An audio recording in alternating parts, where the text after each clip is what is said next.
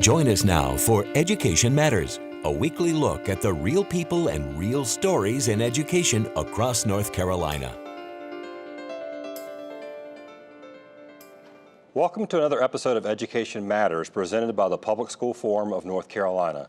I'm your host, Keith Poston. Today we're looking at the issue of school calendars. Now on this show we often ask, why isn't there more common ground when it comes to education policy? Providing more local control and flexibility over school calendars is one issue that does seem to be gaining traction and bringing together a pretty diverse group of supporters asking for changes to state law. Like every week, before we tackle our main topic, we open with our segment we call Edlines, a quick scan of education headlines across North Carolina and the U.S. She was controversial from the moment President Donald Trump nominated her, and it didn't let up after a confirmation hearing that featured grizzly bears and pointed questions from Democrats about her lack of experience. But billionaire philanthropist Betsy DeVos is now the U.S. Secretary of Education. DeVos was confirmed this week by the U.S. Senate, but not until Vice President Mike Pence cast the deciding vote to break a 50-50 vote, the first ever for a presidential cabinet nominee. Last week, Superintendent of Public Instruction Mark Johnson kicked off what he's calling a listening tour of North Carolina last week in Winston-Salem. He met with teachers and business leaders there. Johnson said his statewide tour will help him determine what changes are needed in what he calls the state's outdated public school system.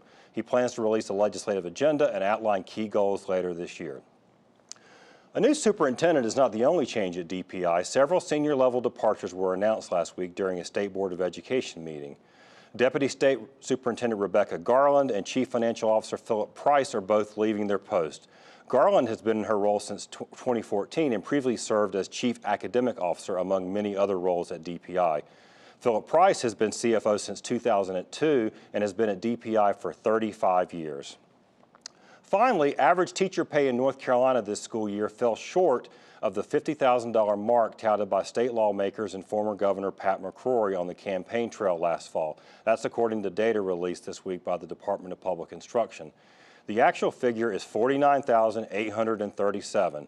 Average teacher salary, by the way, is a combination of the state-funded salary plus any local supplements counties provide. In places like Wake and Mecklenburg, that can be as much as 20% of the total. Senate Leader Phil Berger's office said legislators met their goal if you round up, and State Superintendent Mark Johnson said he hoped the near miss won't become a political talking point. With Democrats remembering scenes like the one just on the screen, that may be wishful thinking. Remember, you can visit the Public School Forum's website at ncforum.org, click Education Matters, and read more about each of the Edlines as well as other topics we cover each week. As I said at the top of the show, we're going to talk today about school calendars. In 2004, the General Assembly enacted legislation that significantly altered state law governing public school calendars, basically placing the state in control of every school district's calendar. The law required that schools open no earlier than August 25th and close no later than June 10th, among other rules governing teacher work days. Further changes were inserted in the 2012 Budget Technical Corrections Bill. That increased state mandates on instructional hours and eliminated educational purpose waivers from the calendar laws. A coalition has been working to return more autonomy and authority to local districts, and today we're going to be joined by some representatives of that diverse coalition.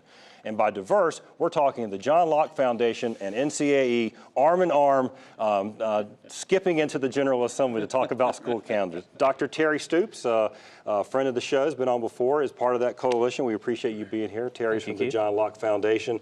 And we have Dr. Michael Dunsmore. Michael is the superintendent of Wayne County Schools. So he is truly on the front lines of dealing with calendar issues. Yes, sir. Thank you for having me. Thank you for taking time to come to the show today. So I want to start with you, Michael. As a school superintendent, I mean, this is obviously right in your face year-round.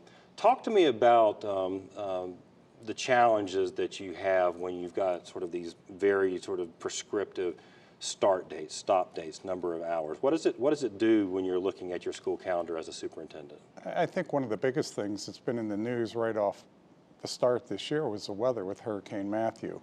We lost 8 instructional days because of being out a lot of folks affected by the hurricane.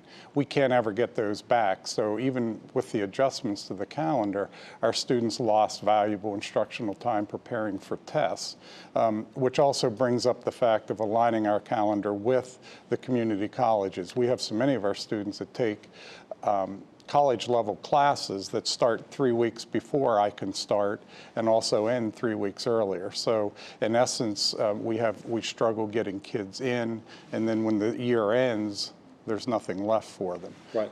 So we lose a valuable resource there, and it also affects us locally for our career and tech ed.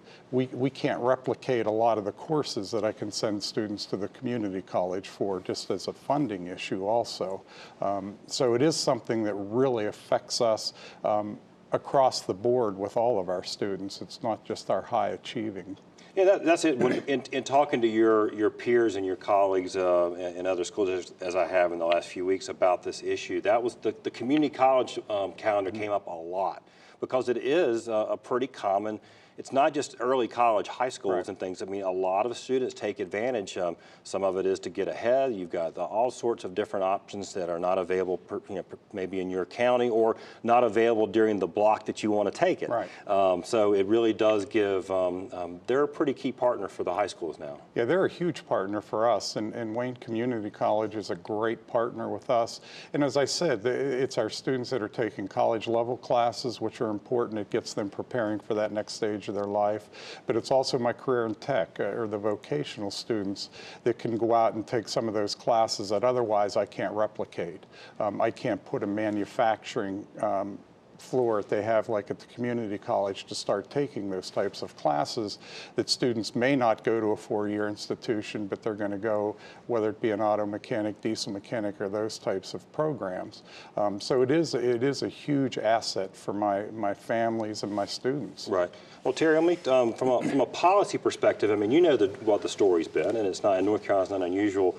Travel and tourism officials are very effective in making the case that this will be disastrous if we cut into the summer vacation time.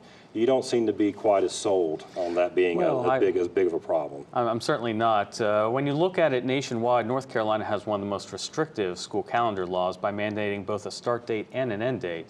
Some states mandate one or the other, or allow districts complete flexibility. So it stands to reason, if there were any sort of economic calamities involved with a school calendar flexibility in other states, that they would be rushing to be more like North Carolina and provide greater restrictions on our school calendar, when instead the opposite's the case. States are erring on the side of more flexibility and finding that there aren't the type of economic consequences that are prophesied by those who believe if you give school districts that type of flexibility, that it will compromise the tourism and those other industries that rely on seasonal labor. Right, and the other thing is kind of curious. I mean, you're firmly in the, I'd say, the school choice camp. I mean, a proponent of private school vouchers, charter school expansion.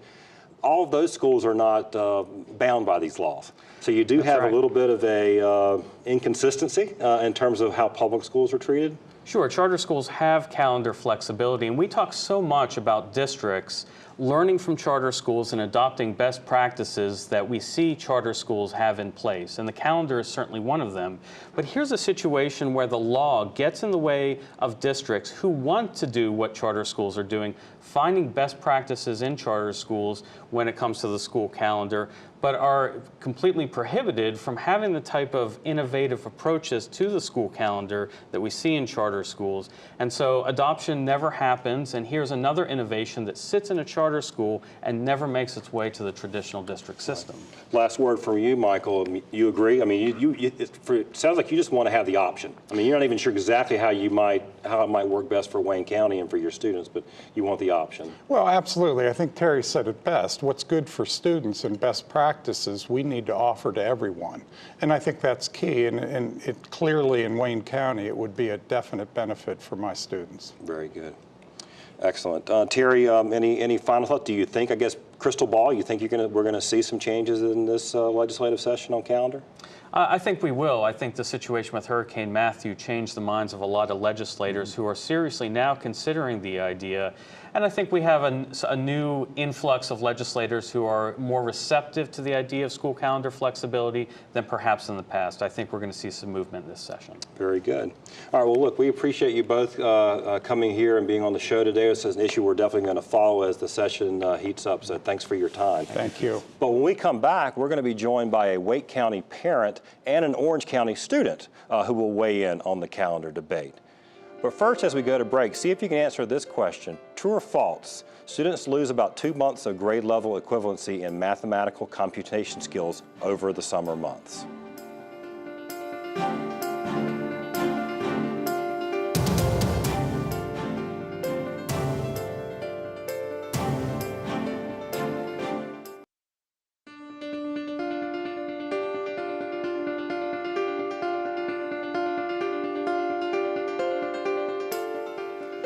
Welcome back to Education Matters. Did you correctly answer true? According to the National Summer Learning Association, summer learning loss is real, and it's even more pronounced in low-income students who often have fewer educational opportunities available over the summer months. Our next two guests are a parent and a student who will help us continue to talk about school calendar, which of course ties into things like educational opportunities and out-of-school time. We welcome Sarah Martin. Sarah is a Wake County parent. I know you've got, I think you've still got one child in school Right. and one in college. That's right. And then Julia Lovengood. Julia is a senior at Orange High School in Hillsborough, part of the Orange County school system. So thanks for both of you for being here. Okay, Sarah, I'm going to start with you first. You've lived through it as a parent. Plus, I know you've gotten involved in this. I mean, you've helped out and done some work, sort of volunteering and looking at the issues of school calendar. I guess, what are your biggest, sort of what got you involved in thinking that we need to be more flexible about calendar? So what was the driving issue for you? Well, probably the biggest thing was several years ago I served on the calendar committee for the Wake County Public School System. And once you start to look at setting those calendar days and putting in all the required holidays and whatnot, there's really not many days left for teacher work days or makeup days and that sort of thing. So that sparked it. But as my children got older and into the high school years in particular, I got very concerned about exam schedules, the first semester exams happening after the winter break. When they are on a block schedule, that can be kind of difficult. Students can lose momentum by going through that first semester and then needing to take that winter break, coming back for just a short little snippet of class before they have those final exams. And on the block schedule again, I mean, that's the year-end exam that the student is taking. So they might be taking North Carolina final exams, state-based final exams, or just normal final exams for their classes. Additionally, as they got older, we looked at the AP exam schedule. I have a son, as you said, that's in high school this year. He's got 2 AP exams on May the 1st this year. And for one of his classes, he had that class during the first semester. He was able to have the entire first semester to cover the material for the class. For the other one, he's having it second semester, only 3 months to cover all the material for the AP chemistry exam. Wow. So, and Julia, you and I were, right before we started, you were talking about AP exams. I've got a daughter who's, I guess she's a year younger than you, but she went through the same thing where you've got this shortened time for some classes, plus you actually kind of have the AP exam a few weeks before school's over. Yeah, and so like, I know for me, I'm in several AP classes, and the ones that I'm taking this semester, after, like, the purpose of AP is to prepare for the exam, and then after you take the exam, I still have to go to school until like the beginning of June, and so there's not much to do at school. Right. No, I understand that, and also, it's interesting. I think a lot of parents. I mean, I know I saw the same thing. Always was curious about this whole taking a holiday break in late December, then coming back, and then it being like a week, and then you've got final exams from the things that you studied back in November. And I don't think parents can really understand that all those decisions really are driven by the state law. I mean, it really comes out of the legislature. It's really not something that the district has a lot of control over.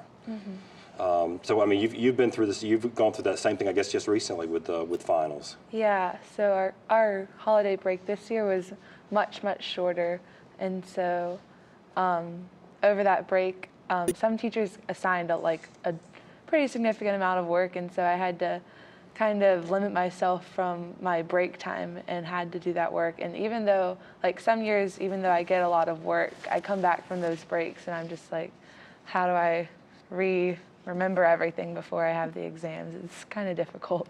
Right. Well, Sarah, you mentioned about when you start actually trying to map out the calendar, it does give you a real perspective, and there isn't a lot of flexibility. Because you think, we've had just a couple of snow days here in Wake County earlier this year, but immediately they had to schedule Saturday classes, probably like some of the year-round classes.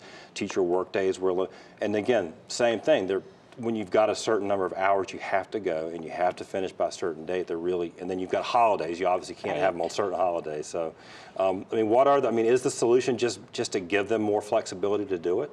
Well, I think it is. And the interesting thing, I think, I've worked with parents in schools across the state through some work with the North Carolina PTA. So I see that the challenges are different in different parts of the state.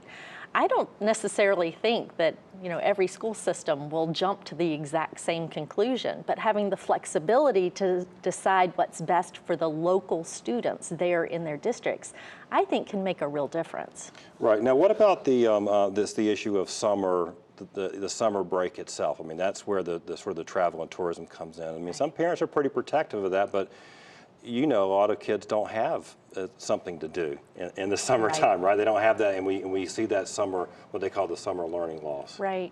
Yeah, it's interesting how folks will talk about summer learning loss, or they'll talk about the need for the vacations to set up with the, a traditional schedule that we've been used to. But now that my daughter's in college, I have kind of a different perspective on it because she starts back earlier anyway. Right. And so I actually love the college schedule. Being able to start a little earlier, finishing up everything for that first semester before she came home for the winter break was a wonderful thing. It was a fresh start when she went back in January.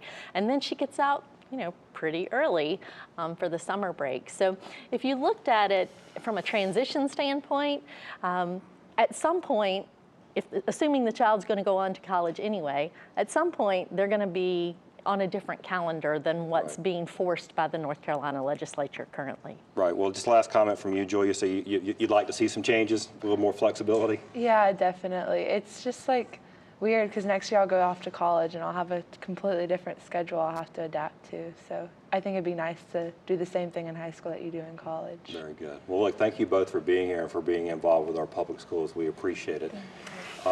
And after this break, we're going to have our Leadership Spotlight.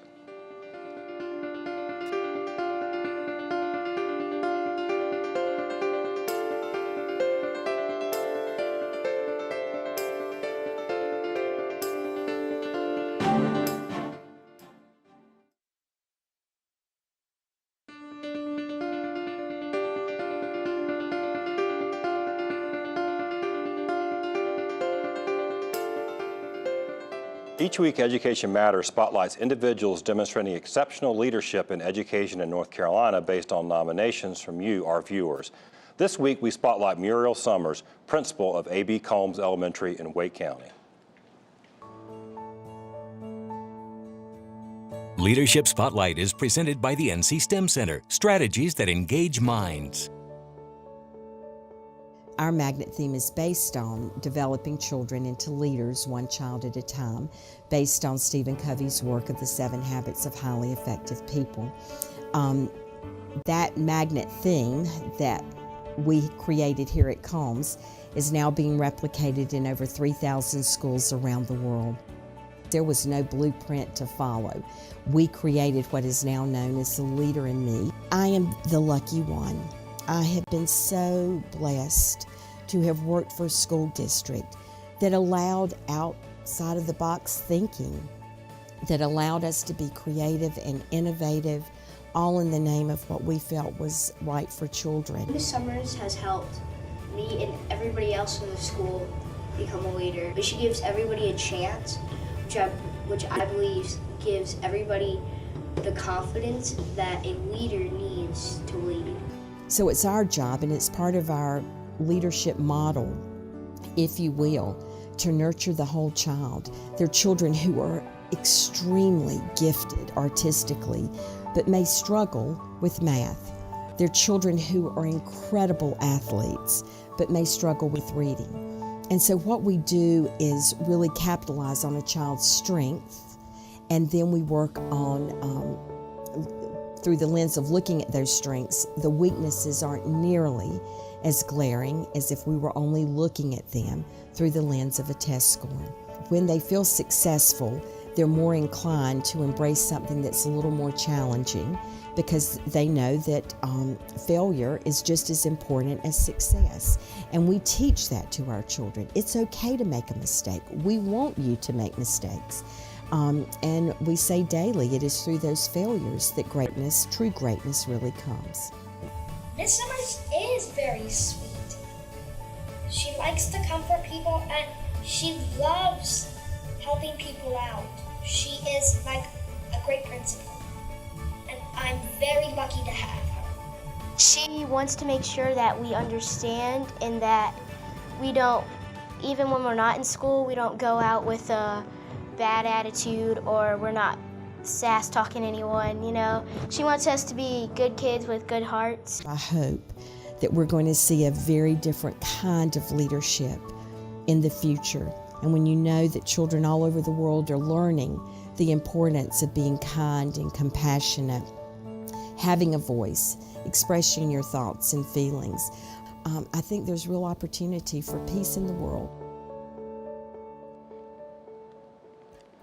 If you know someone who deserves to be recognized, please visit our website at ncforum.org, click on Education Matters, and you'll find a link to nominate someone in your community.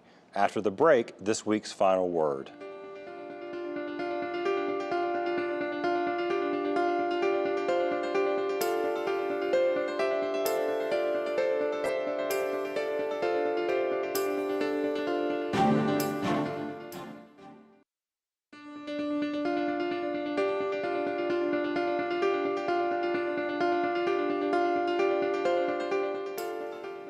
There's no question that the issue of the school calendar is going to be debated again this legislative session.